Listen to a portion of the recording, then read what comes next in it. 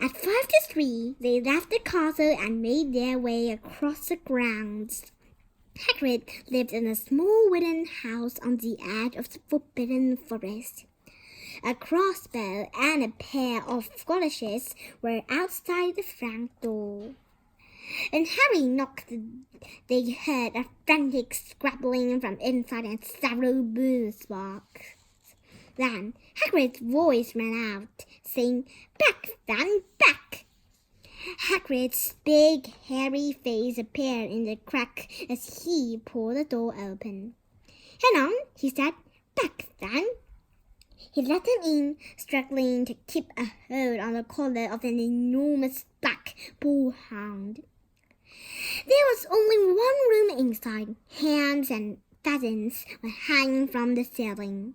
A copper kettle was boiling on the open fire, and in a corner stood a massive bed with a patchwork quilt over it.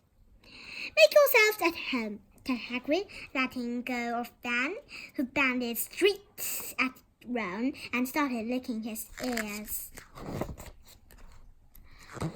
Like Hagrid, Dan was clearly not as fierce as he looked. "This is Ron," Harry told Hagrid, who was pouring boiling water into a large teapot and putting rock cakes onto a plate. "Another Weasley, eh?" said Hagrid, glancing at Ron's freckles.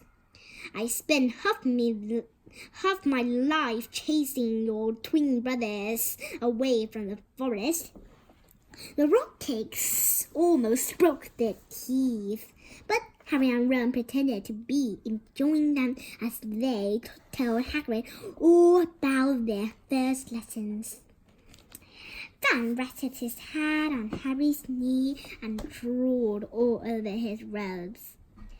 Harry and Ron were delighted to hear Hagrid call Filch that old git. "And as for that cat, Mrs. Norris, I'd like to introduce her to fans sometime.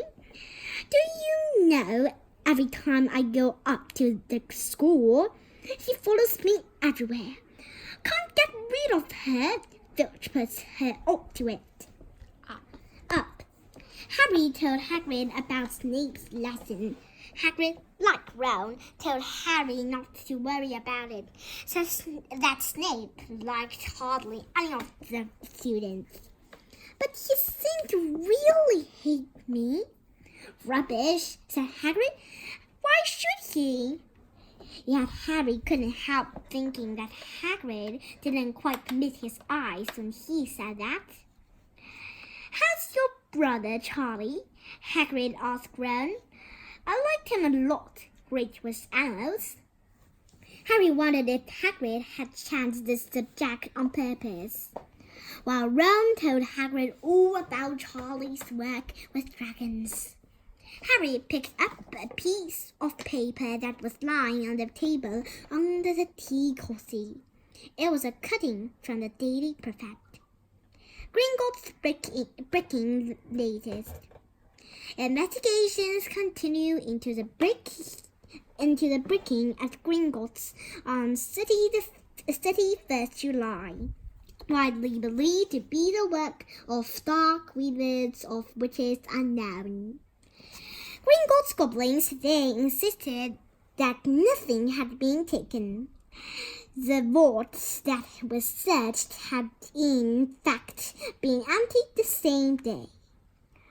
But we're not telling you what was in there, so keep your noses out if you know what's good for you," said a Gringotts spokesgoblin this afternoon.